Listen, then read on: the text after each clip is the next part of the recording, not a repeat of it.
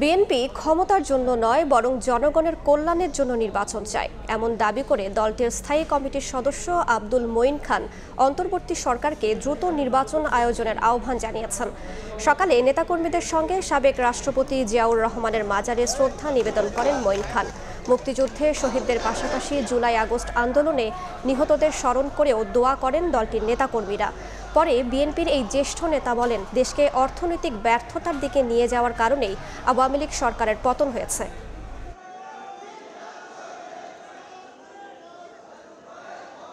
BNP ক্ষমতার জন্য রাজনীতি করে না, আমরা জনগণের সেবা করার জন্য রাজনীতি করি। জনগণ যদি আমাদের স্বেচ্ছায় ভোট দেয়, আমরা সরকার গঠন করে এই জনগণের উন্নতির জন্য আমরা কাজ করে যাব। আওয়ামী লীগ সরকারের পতনের একটি প্রধান কারণ তাদের অর্থনৈতিক যে ব্যর্থতা, তাদের দুর্নীতি, তাদের লুটপাট। তারা লক্ষ কোটি টাকা এদেশ থেকে পাচার করে বিদেশে নিয়ে গিয়েছিল।